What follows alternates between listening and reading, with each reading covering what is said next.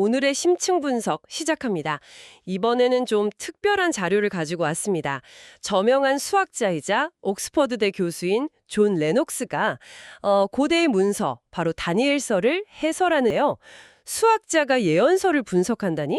이거 시작부터 좀 흥미롭지 않나요? 그렇죠. 보통 이런 주제는 신학자나 역사학자의 영역이라고 생각하기 쉬운데 과학자의 시선으로 접근한다는 점이 핵심인 것 같아요. 이번 분석의 목표는 단순히 내용을 요약하는 걸 넘어서요. 이 고대 문서가 담고 있는 역사적 배경, 또 아주 독특한 문학적 구조, 그리고 미래를 내다봤다는 그 핵심 주장을 과학적 사고방식을 가진 사람이 어떻게 소화하고 이해하는지 그 여정을 한번 따라가 보려는 겁니다. 맞습니다. 그래서 이번 분석은 여러분께도 하나의 질문을 던지는 과정이 될 겁니다.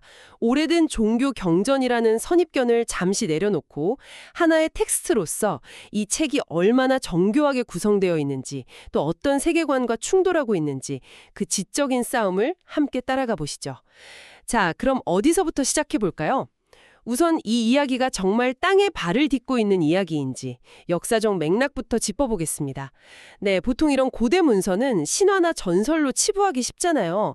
그런데 소스에 따르면 이 책이 명백한 역사적 사실에 뿌리내리고 있다는 점을 아주 강하게 강조합니다. 그 증거로 런던 대형박물관에 있는 바빌로니아 연대기를 언급하는데요. 이게 뭔가요? 말 그대로 고대 바빌로니아 제국의 공식적인 역사 기록입니다. 종이가 아니라 쐐기 문자로 새겨진 점토판이죠. 아, 정토판이요. 네, 수천 년이 지나도 변하지 않는 아주 확실한 물증인 셈입니다. 소스에 따르면 이 점토판에는 기원전 597년 느부갓네살 왕이 예루살렘을 함락하고 여호야긴 왕을 포로로 잡아간 사건이 정확하게 기록되어 있다고 해요. 다니엘서 1장에 나오는 내용하고 정확히 일치하죠. 아, 그러니까 성경 외부에 그것도 바빌로니아 측의 기록으로 교차 검증이 된다는 거군요. 이건 그냥 지어낸 이야기가 아니라는 강력한 신호네요. 바로 그겁니다. 이 이야기가 벌어지는 무대가 허구가 아닌 실제 역사 공간이라는 걸 확인하는 게 첫걸음이죠. 그리고 그 바빌로니아라는 제국, 그냥 옛날에 사라진 나라 정도로 생각하면 오산입니다. 아주 놀라운 문명을 이뤘던 곳이에요. 우리가 지금도 그들의 유산을 매일 사용하고 있거든요. 매일 사용한다고요? 전혀 감이 안 오는데요. 바로 시간입니다. 1분을 60초로, 1시간을 60분으로 나누는 60진법 체계. 아, 원의 각도를 360도로 정한 것, 전부 바빌로니아 수학자들이 만든 겁니다. 그들은 숫자 60이 1, 2, 3, 4, 5, 6, 10, 12 등 굉장히 많은 수로 깔끔하게 나누어진다는 걸 발견하고 이걸 시간과 공간을 측정하는 기본 단위로 삼았죠. 와. 어떻게 보면 고대의 지혜가 지금 우리 손목시계 안에서 계속 흐르고 있는 셈이에요. 와, 그건 정말 놀랍네요. 그냥 옛날 사람들이 아니라 고도로 발달한 지성인들이었다는 거군요. 그렇다면 그들의 정신세계, 즉 세계관은 어땠을까요?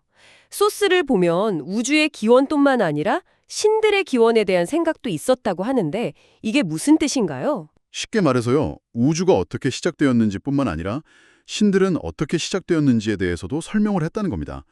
이게 아주 중요한 포인트인데요. 그들의 신화에 따르면 신들이 영원 전부터 존재했던 게 아니에요. 태초에 혼돈스러운 원시 물질, 물 같은 게 있었고 거기서 세상과 신들이 함께 생겨났다고 믿었습니다. 잠깐만요. 신이 세상을 만든 게 아니라 세상이 만들어질 때 신도 같이 만들어졌다는 건가요? 정확합니다. 신들도 결국 이 물질 세계의 일부이자 파생물이라는 생각이죠.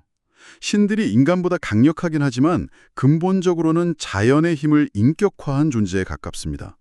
이게 왜 그렇게 중요하냐면 이 고대의 세계관이 현대의 특정 세계관과 놀랍도록 닮아있기 때문입니다. 현대의 세계관가요? 수천 년 전 신화가 어떻게 말이죠? 한번 생각해 보세요. 모든 것의 근원을 물질로 보는 관점.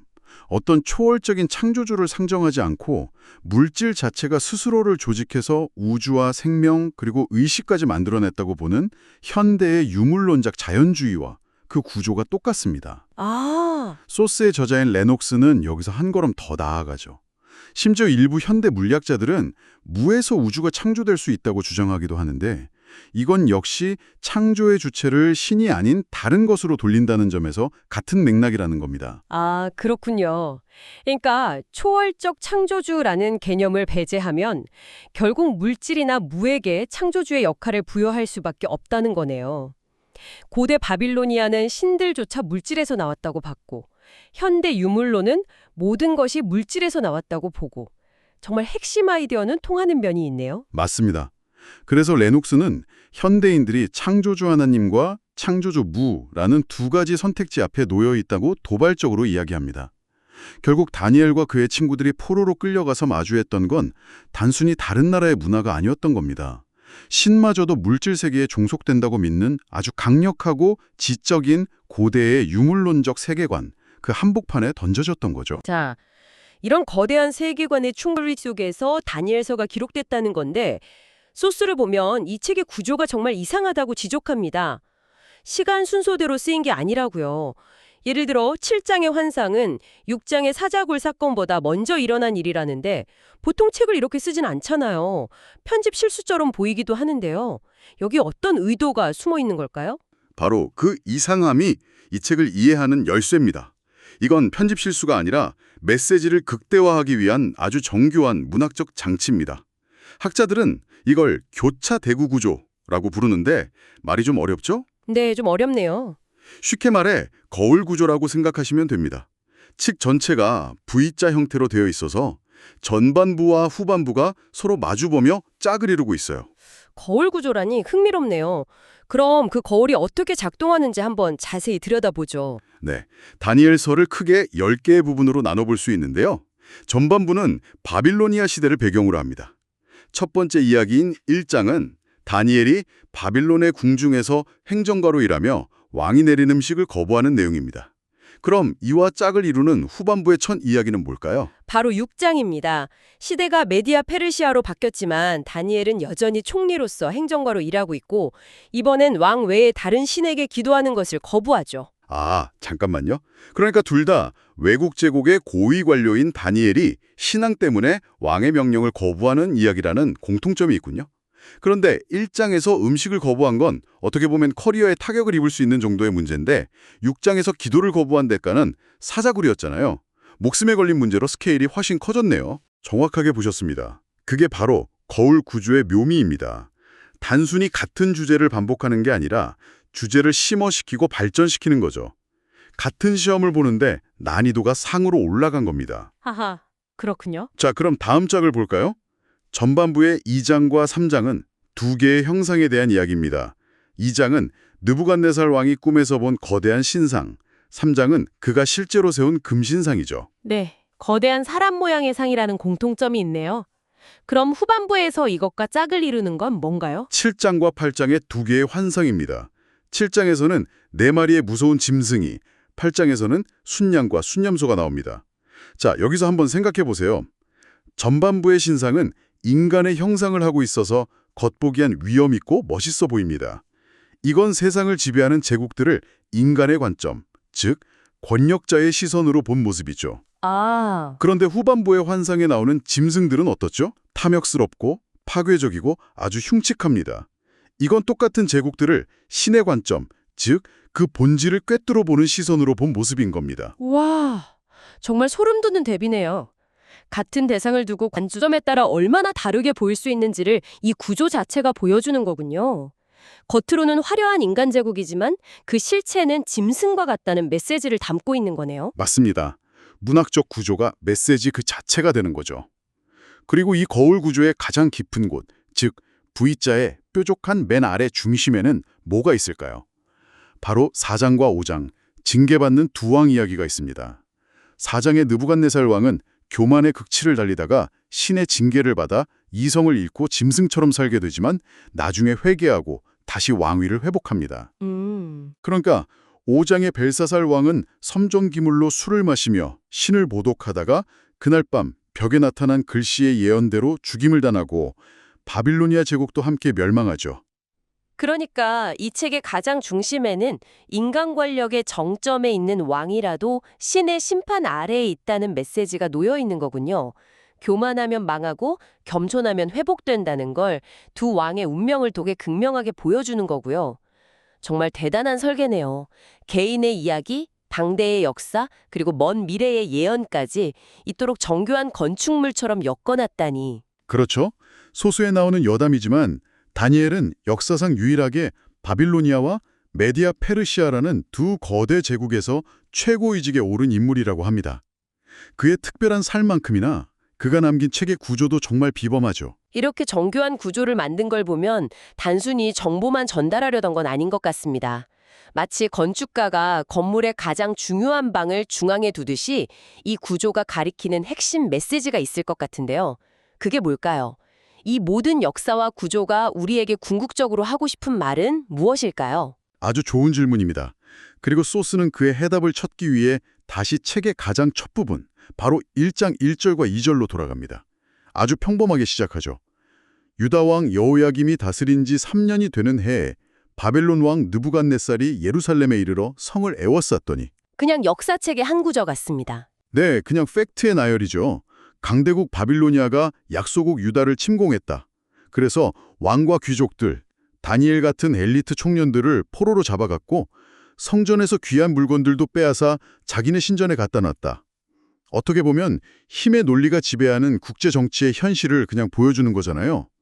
강한 자가 이기고 약한 자는 모든 걸 빼앗기는 역사의 다윈주의라고 할 수 있겠네요. 맞습니다. 누구나 그렇게 생각할 겁니다. 느부갓네살이 여호야김을 이겼다. 이게 상식적인 결론이죠. 그런데 바로 다음 구절이 이 모든 상식을 뒤엎어버립니다.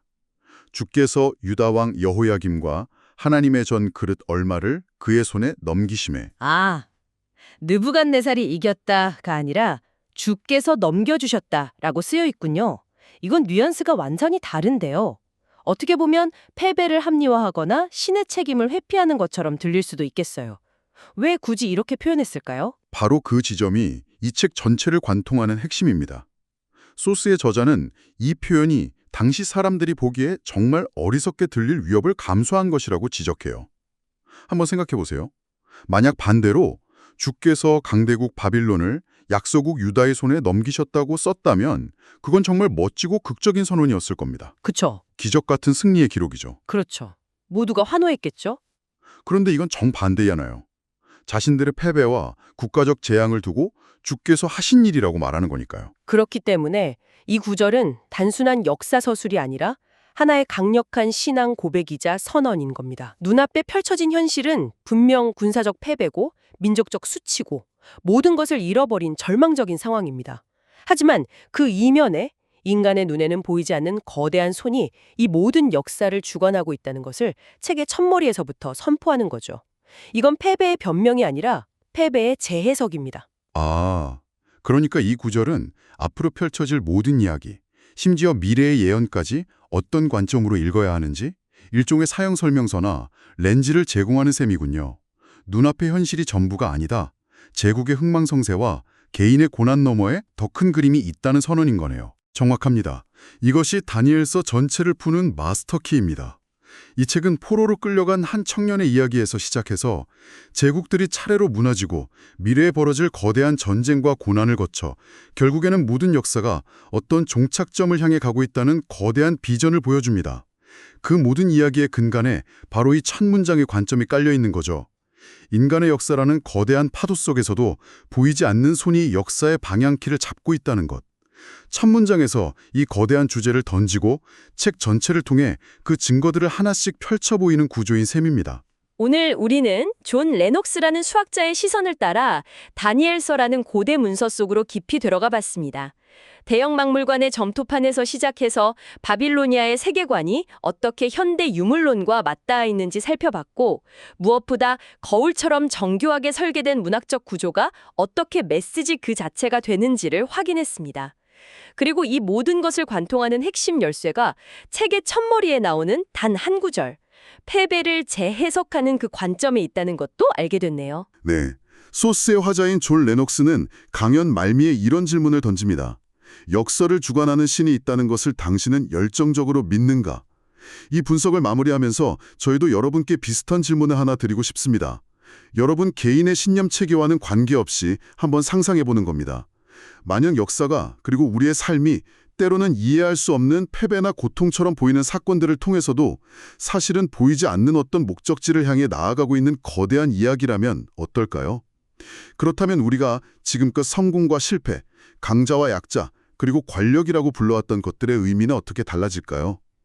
이 질문을 여러분 각자의 생각의 출발점으로 남겨두겠습니다.